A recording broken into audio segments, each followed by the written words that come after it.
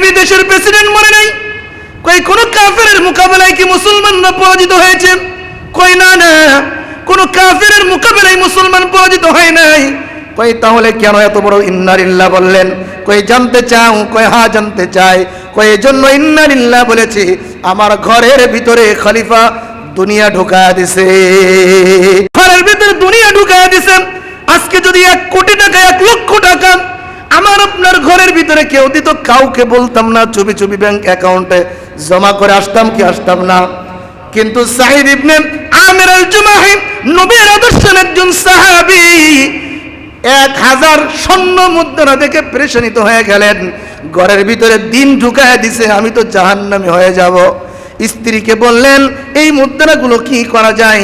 আমি চাচ্ছি এই মদিনার দুধ মদিনায় ফেরত যাওয়ার পূর্বেই আমি 100 দিনার তার সামনে গরিব মিসকিনদের মধ্যে বন্টন করে দিতে চাই। আমার আপনার স্ত্রী হইলে কি বলতো? যে 2 ভাগ করে 1 ভাগ আমারটা রাখেন, আপনারটা আপনি দান করে দেন। কথা ঠিক না বেঠিক? কিন্তু বিবি বললেন, না না ঠিক আছে, কোনো সমস্যা নেই, আপনি যে সিদ্ধান্তটা নিয়েছেন ওই সিদ্ধান্তটার উপর আমি অটল। দিয়ে দেন 100 স্বর্ণ মুদ্রা গরিবদের মাঝে বিলীন করে দেন। বলেন সুবহানাল্লাহ।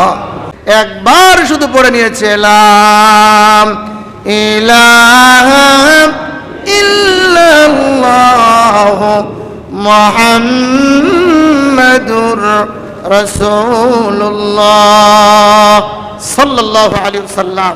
80 বছর কাফের থাকার পরে একবার ইমানি কালিমা পড়ার সাথে সাথে আমার আল্লাহ অতীত জিন্দেগীর সব গুনাহ আমার আল্লাহ মাফ করে দিয়েছে।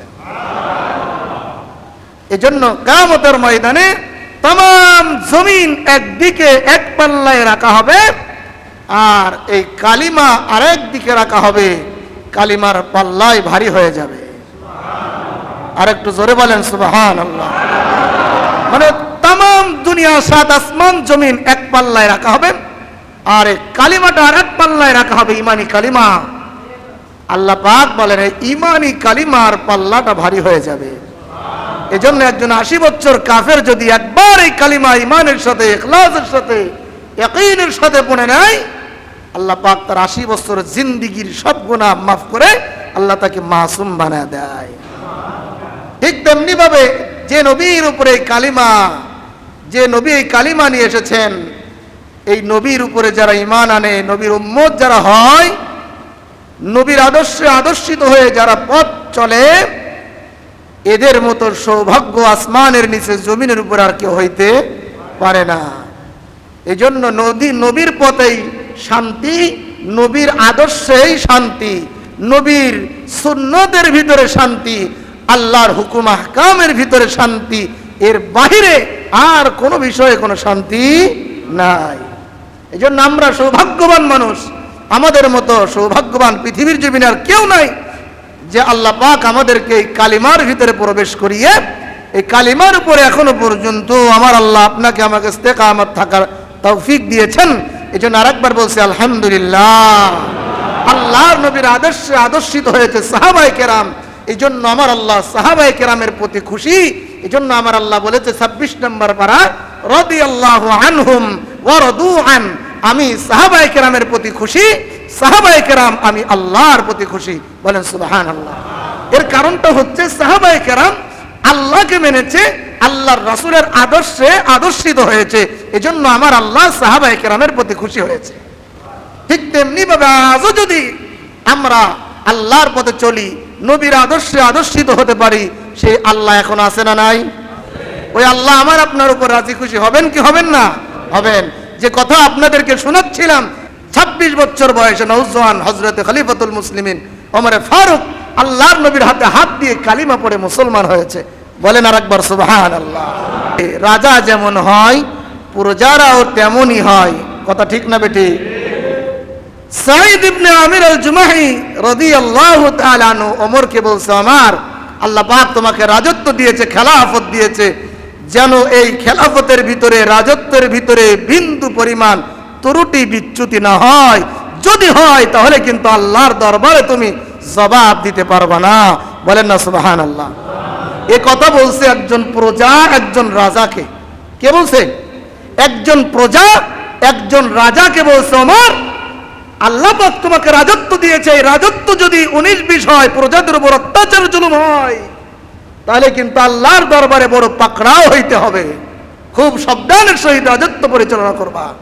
ওমরে ফারুক বড় খুশি হয়ে গেছে, বলছে আমি তো এমন একজন মানুষই চাচ্ছিলাম। কারণ তৎকালীন সিরিয়ার একটি প্রদেশ অঞ্চলের নাম হচ্ছে হিমস শহর। এই শহরের গভর্নর কাকে বানাবেন ওমরে ফারুক খুঁজে পায় নাই। চিন্তিত যে ন্যায়পরায়ণ কাকে পাওয়া যায়, সুযোগের সদ্ব্যবহার। ওমরে ফারুক চিন্তা করলেন এই সাঈদ ইবনে আমির আল জুমাহি ছাড়া এই হিমস শহর পরিচালনার দায়িত্ব আর কোনো মানুষ উপযুক্ত না। যে কথা সেই কাজ। খলিফাতুল মুসলিমিন আমার সাঈদ ইবনে আমির আল জুমাহিকে হিমস শহরের গভর্নর বানায় পাঠিয়ে দিলেন। হিমস শহরের ভিতরে সাঈদ ইবনে আমির আল জুমাহি চলে গেলেন, রাজত্ব পরিচালনা করে, গভর্নরগিরি করেন। কিছুদিন যেতে না যেতে আপনাদের হয়তো বা মনে আছে, হিমস শহর থেকে 100 জনের মতো একটা কাফেলা ওমরে ফারুকের দরবারে উপস্থিত। আল্লাহর নবীর সাহাবী ওমর বলছেন, তোমরা যেহেতু এত দূর সফর করে আমার কাছে এসেছো, তোমাদের হিম শহরটা গরিব এলাকা, গরিব রাজত্ব। আমি জানতে চাই, আমি একটা লিস্ট চাই, তোমাদের হিম শহরের মধ্যে গরিবদের একটা লিস্ট আমি ওমরের কাছে একটু পৌঁছে দাও, যাতে করে আমি ওমর তোমাদের জন্য কিছু ত্রাণ সামগ্রী দিতে পারি। একবার জবান খুলে বলেন না আল্লাহু আকবার। 100 জনের কাফেলার মধ্য থেকে একটা লিস্ট প্রদান করা হয়েছে। লিস্টের মধ্যে প্রথম যেই নামটা, ওই নামটা আর কেউ না, আল্লাহর নবীর সাহাবী ওমর ফারুক, যেই সাঈদকে হিম শহরের গভর্নর বানাইয়া পাঠাইয়া দিলেন খলিফাতুল মুসলিমিন। ওই কাগজটা, লিস্টটা দেখার সাথে সাথে চোখের পানি ছেড়ে দর দর করে কান্না আরম্ভ করে দিলেন। জোরে জোরে বলেন না আল্লাহু আকবার। খলিফাতুল মুসলিমিন লিস্টের দিকে তাকায় দেখে সর্বপ্রথম সাঈদের নাম। বলেন না আল্লাহু আকবার। হিমসবাসী সাঈদের নাম, সে তো তোমাদের প্রেসিডেন্ট, তার নাম কেন আসলো? আমি তো বলেছি গরিব মানুষদের নাম লেখার জন্য। কয় হুজুর, আমাদের শহরের মধ্যে আমাদের চেয়ে আমাদের রাজার মতো গরিব আর কেহ নাই। বলেন সুবহানাল্লাহ। আর আমরা প্রজারা গরিব হয়, আর আমার দেশের রাজারা কোটি কোটি টাকা দুর্নীতি করে আত্মসাৎ করে বিদেশে পাচার করে, ঠিক কিনা? যে আমি তাকে গভর্নর বানাইলাম, সে আজ গরিব? কয় হ্যাঁ গরিব। ঠিক আছে, 100 স্বর্ণ মুদ্রা দিয়ে পাঠায় দিলেন সাঈদের কাছে। 100 মুদ্রা দেখে পরেশানিত হয়ে গেলেন, ইন্না লিল্লাহ বললেন। ঘরের ভিতর থেকে বিবি বের হয়ে আসছে, বলছে কি গো স্বামী? ইন্না লিল্লাহ বললেন, বর্তমান জামানার খলিফা ওমর ইন্তেকাল করেছে। কই কিভাবে বুঝলা? আপনার ইন্তেকাল, আপনার ইন্না লিল্লাহর আওয়াজে বুঝছে হয়তো বা দেশের প্রেসিডেন্ট দুনিয়ার জমিনে নাই। কই না রে বিবি, দেশের প্রেসিডেন্ট মরে নাই। কই কোন কাফেরের মোকাবেলায় কি মুসলমানরা পরাজিত হয়েছে? কই না না, কোন কাফেরের মোকাবেলায় মুসলমান পরাজিত হয় নাই। কই তাহলে কেন এত বড় ইন্না লিল্লাহ বললেন? কই জানতে চাও? কই হ্যাঁ জানতে চাই। কই এজন্য ইন্না লিল্লাহ বলেছি, আমার ঘরের ভিতরে খলিফা দুনিয়া ঢুকায়া দিছে, ঘরের ভিতরে দুনিয়া ঢুকায়া দিছে। আজকে যদি 1 কোটি টাকা, 1 লক্ষ টাকা আমার আপনার ঘরের ভিতরে কেউ দিত, কাউকে বলতাম না, চুপি চুপি ব্যাংক অ্যাকাউন্টে জমা করে আসতাম কি আসতাম না? কিন্তু সাঈদ ইবনে আমির আল জুমাহি নবীর আদর্শের একজন সাহাবী 1000 স্বর্ণ মুদ্রা দেখে পরেশানিত হয়ে গেলেন। ঘরের ভিতরে দিন ঢুকায় দিছে, আমি তো জাহান্নামী হয়ে যাব। স্ত্রীকে বললেন, এই মুদ্রাগুলো কি করা যায়? আমি চাচ্ছি এই মদিনার দুধ মদিনায় ফেরত যাওয়ার পূর্বেই আমি 100 দিনার তার সামনে গরিব মিসকিনদের মধ্যে বন্টন করে দিতে চাই। আমার আপনার স্ত্রী হইলে কি বলতো? যে 2 ভাগ করে 1 ভাগ আমারটা রাখেন, আপনারটা আপনি দান করে দেন। কথা ঠিক না বেঠিক? কিন্তু বিবি বললেন, না না ঠিক আছে, কোনো সমস্যা নেই, আপনি যে সিদ্ধান্তটা নিয়েছেন ওই সিদ্ধান্তটার উপর আমি হঠাল দিয়ে দেন। 100 স্বর্ণ মুদ্রা গরিবদের মাঝে বিলীন করে দেন। বলেন সুবহানাল্লাহ। সাঈদ ইবনে আমির আল জুমাহি 1000 স্বর্ণ মুদ্রা মুহূর্তের মধ্যে গরিবদেরকে ডেকে তাদের মধ্যে বন্টন করে দিয়েছে। সুবহানাল্লাহ। সাঈদ ইবনে আমির আল জুমাহির এই কার্যকলাপ মদিনার দূত দেখে সাথে সাথে চলে গিয়ে আল্লাহর নবীর খলিফা, আল্লাহর নবীর সাহাবী ওমরের কাছে খবর পৌঁছে দিলেন। ওমরে ফারুক চিন্তা করলেন, মদিনায় আর থাকা যাবে না, এই মুহূর্তে চলে যেতে হবে হিম শহরে। সমস্ত সবকিছু ব্যবস্থা গ্রহণ করা হয়েছে। আল্লাহর নবীর সাহাবী খলিফা ওমরে ফারুক হিম শহরের উদ্দেশ্যে রওনা করলেন।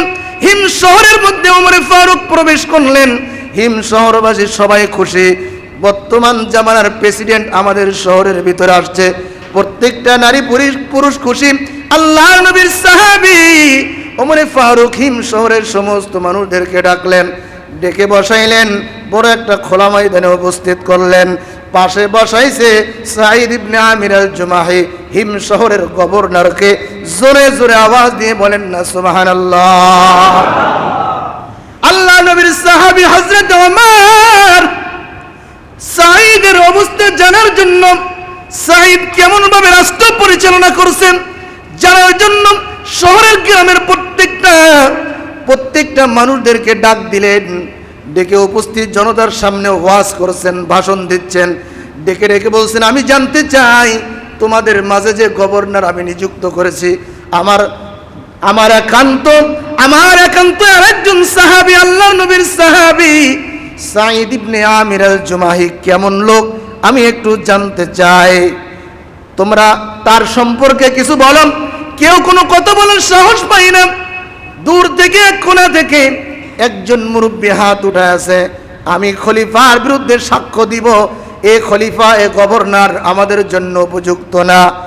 এক নাম্বার বিচার আমি মুরব্বী তার জন্য দাঁড় করলাম। কি বিচার? একটা মাসে একদিন করে আমাদের গভর্নরকে অফিসের ভিতরে আমরা পাই না। কয়দিন? কয়দিন? কয় মাসে 29টা দিন পাই, একদিন পাই না।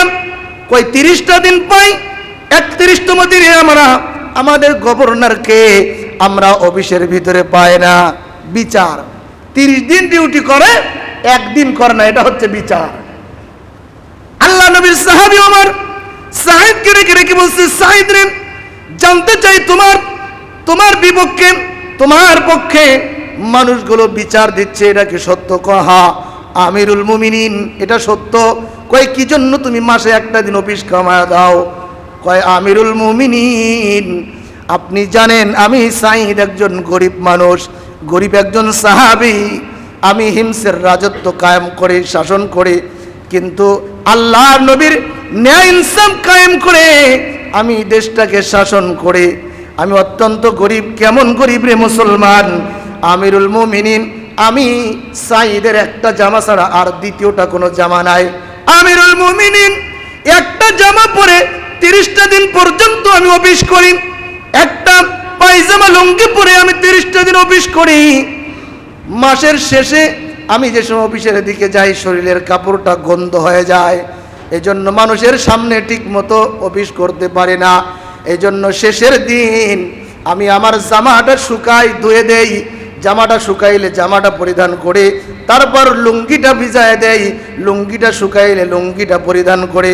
আমি যে একটা দিন অফিস করি না তা না, কিন্তু এই কাজটা করতে করতে একটা বেলা অতিবাহিত হয়ে যায়। এজন্য অফিসে যেতে আমার একটা বেলা একটু দেরি হয়ে যায়। এজন্য আমি অফিসে ঠিক মতো ওই দিন পৌঁছাইতে পারি না। আমি যাই ঠিকই, কিন্তু মুরব্বী গিয়ে হয়তো বা দেখে আমি নাই, কিন্তু আমি অপর বেলা ঠিকই অফিসে যাই। একবার জোরে আওয়াজ দিয়ে বলবেন না সুবহানাল্লাহ। বিচারটা কি? যে একটা মাস ধরে আমি এক কাপড় পরে ডিউটি করি, একজন দেশের গভর্নর, আর আমার দেশের গভর্নর প্রতিদিন একটা করে দেশি বিদেশি লুঙ্গি, শাড়ি, ব্লাউজ পাল্টায়। কথা বলে ঠিক কিনা?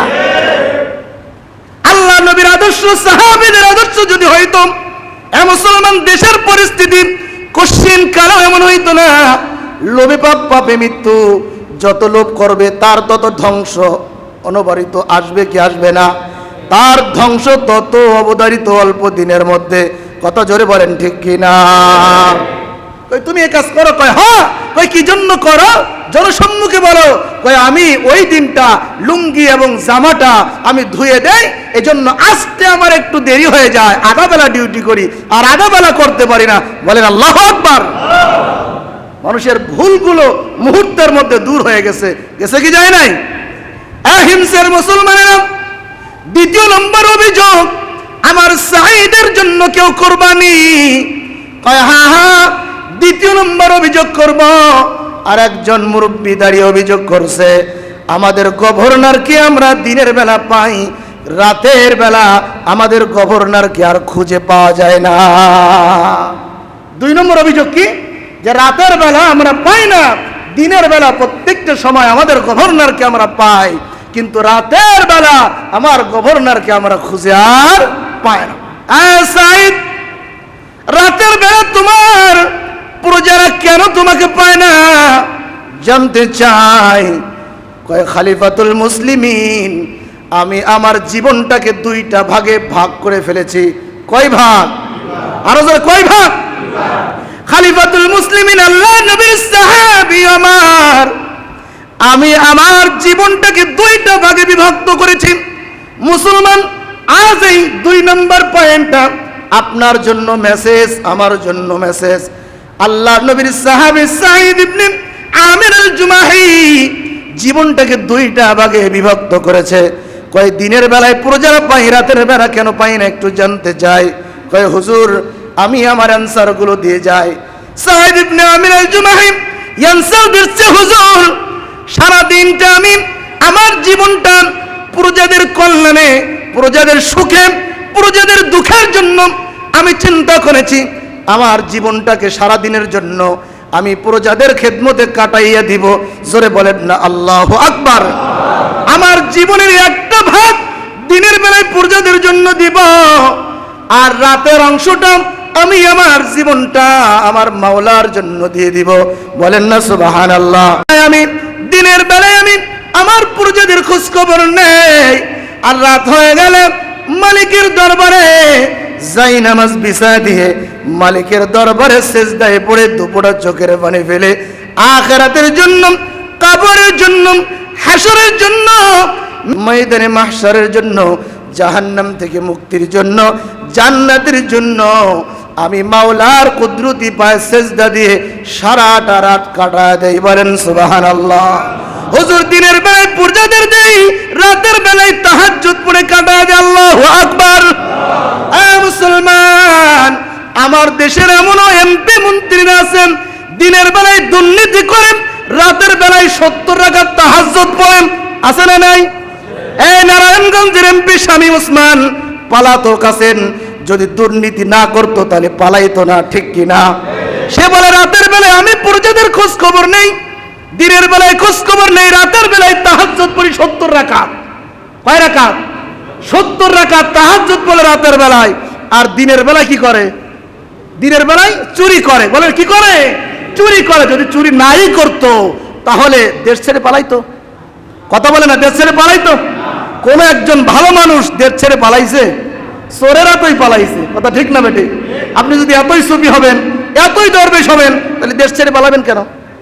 কথা বলে না, ঠিক না বেটে? কথা সত্য না মিথ্যা? সত্য কথা বলতেই হবে।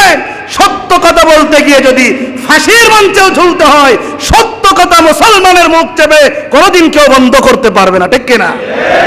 আর সত্য যারা না বলবে এরা উলামায়ে সু, উলামা নামের এরা মুনাফিক মুশরিক ছাড়া আর কিছু হইতে পারে না, ঠিক কিনা? সত্য কথা বলবেন, ফাঁসির মঞ্চে ঝুলতে হবে। আমার নবী সত্য কথা বলতে গিয়ে আমার নবীর আগে পরে কোনো গুণা নাই। সত্যর আহ্বান মদিনায় মক্কায় আওয়াজ বন্ধ করার জন্য শিহাবে আবি তালিমের ভিতরে আমার নবী জেল খেটেছিল। আমার নবীর খাবার দেওয়া হয় নাই, গাছের পাতা খেয়ে পায়খানা করেছিল, ছাগলের লাদির মতো গাছের পাতার মতো পায়খানা করেছিল সাহাবায়ে কেরাম। কথা ঠিক না ভুল? আজ যদি সত্যর পথে আপনি চলেন, সত্য কথা বলতে যান, ইহুদি মুশরিক মুরতাদ নগণ্য জঘন্য পাপী তাপী রাষ্ট্রনায়কেরা আজও আপনার আমার গলা চেপে ধরার চেষ্টা করবে। কথা বলে ঠিক কিনা? করেছে, পূর্বে করেছে না? দেখেন না আপনারা? কোন উলামায়ে কেরাম, কোন হক্কানি আলেম নিজের পেটের জন্য কথা বলে না, দেশের জন্য কথা বলে, মূর্তি ভাঙ্গার বিরুদ্ধে কথা বলে, মানুষের ঈমান আকীদা নিয়ে কথা বলে, মানুষকে জান্নাতে পৌঁছানোর কথা বলে। এজন্য যদি তারা অপরাধী হয়, 1 কোটি বারো ফাঁসির মঞ্চে যাইতে প্রস্তুত। কথা বলেন ঠিক কিনা? এজন্যই তো আজকে ওলামায়ে কেরাম সত্যটা বললে যারা অসত্যর পথে চলে তাদের শরীরে গিয়ে 1 নম্বরে গিয়ে লাগে। কথা ঠিক না বেঠিক? আপনি সত্যর পথে চলেন, আপনার ঈমান মজবুত হবে। আরে হুজুর ঈমান দীপ্ত আওয়াজে আজকে বয়ান করেছে। আর যারা অপকর্মের ভিতর লিপ্ত ওদের গায়ের ভিতরে চুলকানি শুরু অবশ্য হয়ে যাবে। ঠিক না বেঠিক? শরীরের ভিতরে অ্যালার্জি, গরুর গোশত খাইলে তো চুলকাবই। কথা ঠিক না বেঠিক? আমি দুর্নীতি করি, আমি ঘুষ খাই, আমি সুদ খাই, আমি জিনা করি, আমি ব্যভিচার করি, দাড়ি কামাই, আমি এই ওয়াজ করতে গেলেই তো হুজুর খারাপ। ঠিক না বেঠিক? সুদের কথা বলতে গেলে হুজুর পাল্টাও, ঘুষের কথা বলতে গেলে হুজুর পাল্টাও, বিড়ি খাও না বাপ, বিড়ি খাও না, ফিরে আসো, তোমার জান্নাতের জন্য আমি বলছি হুজুর খারাপ। কথা ঠিক না বেঠিক? তা ভালো কথা বলতে গিয়ে আমার নবী খারাপ হয়েছিল। আর আমি সলিমুদ্দি কলিমুদ্দি, আল্লাহ নবী বলছে ইন্নামাল উলামা ওয়ারাসাতুল আম্বিয়া, নবী নাই, নবীর ওয়ারাসাতের দায়িত্ব এই উলামাদেরকে আমি দিয়ে গেলাম। কিয়ামত পর্যন্ত নাস্তিক মুরতাদদের পক্ষে একরকম উলামায়ে সু থাকবে, হক্কানি উলামায়ে কেরাম কিয়ামত পর্যন্ত দিনের উপর অবিচল থাকবে। ফাঁসির মঞ্চে ঝুলতে হলেও, রক্ত দিতে হলেও, জীবন দিতে হলেও বিন্দু পরিমাণ তারা দিনের পথ থেকে পিছপা হবে না। ঠিক কিনা? হবে না, আওয়াজ বন্ধ করতে পারবেন না। কথা ঠিক না ভুল? সাইদ ইবনে আমির আল জুমাহি বলছে খলিফাতুল মুসলিমিন সারা রাত আল্লাহর ইবাদতে কাটায়, নিজের জীবনটা জান্নাতমুখী করি, আর দিনের বেলায় মানুষের খেদমত করি। সুবহানাল্লাহ বলেন না? আচ্ছা আচ্ছা বলুন তো, আচ্ছা বলুন, আজকে আমি মেম্বার, চেয়ারম্যান, এমপি, মন্ত্রী, রাজা, হ্যাঁ ভাই, এখন যদি এই নবীর সাহাবীদের আদর্শটা 2 নম্বর আমি আমার জীবনে বাস্তবায়ন করতাম, তাহলে দেশ ছেড়ে কি আজকে পালাইতে হইতো? একটু ঈমান দিয়ে বলেন, পালাইতে হইতো? যে আল্লাহ পাক আমাকে মেম্বারিত্ব দিয়েছে, কাউকে দেয় না, তোমাকে কেন দিয়েছে? এই মেম্বারে বসার যোগ্যতা আল্লাহ সবাইকে দেয় না। এমপি, মন্ত্রী, রাজত্ব আল্লাহ সবাইকে দেয় না, আল্লাহ যাকে পছন্দ করে তাকে দেয়। কিন্তু এই ক্ষমতার অপব্যবহার, অপচয় করলে আল্লাহ দুনিয়া থেকে জুত্তা মেরে দেশ থেকে খাতায় দেয়। ঠিক কিনা? ফেরাউনকে আল্লাহ দেয় নাই? কইছে কি আনা রব্বুকুমুল আলা, আমি বড় রব, আমার মতো রব আর কেউ নাই। কিন্তু রাতের আধারে গিয়ে ফেরাউন, আল্লাহ রব তো দাবি করে ফেলেছি, এখন কি করব? বাঁচার উপায় নাই, তুমি আল্লাহ আমি জানি, কিন্তু আমি তো তোমাকেই মানি। মানুষের সামনে জাহের প্রকাশ করার জন্য একটু ক্ষমতা দেখায়। আল্লাহর কাছে মুসা আলাইহিস সালামের কওমরা দোয়া করছে, আল্লাহ, মুসা আলাইহিস সালাম দোয়া করছে, আল্লাহ ফিরাউন এত নাফরমান, ধ্বংস করে দেওয়া যায় না? আল্লাহ পাক বলছে, মুসা মুহূর্তের মধ্যে ধ্বংস করে দিতে পারি, কেন দেই না? যে সে রাতের আধারে গিয়ে আমাকে মানে আর বলে, আল্লাহ তুমি একজন আসো, কিন্তু আমি আল্লাহ ধরি না, আমি আল্লাহ ধরলে আর ছাড়ি না, আমি আল্লাহ ধরবো না, যে সময় ধরবো দুপুরের ভাত খাইতে দিব না। ঠিক কিনা? আমি আল্লাহ ধরি না, যে সময় ধরবো পাগল বানাইয়া ওই মানিক্কা, বিচারপতি মানিক্কার মতো ওই যে দেখেন পাগল বেশে সীমান্ত এলাকায় ফেলায় রাখবো। ঠিক না বেঠিক? আহারে, কত বড় বড় হক্কানি আলেম তাদের বিচার করেছে এই মানিক মিয়া, আজকে পাগল হয়ে গেছে। ভাই বোঝেন মেসেজ, আলোচনা নেগেটিভ সাইডে নিয়ে আর কোনো দরকার নাই, মেসেজ বোঝেন।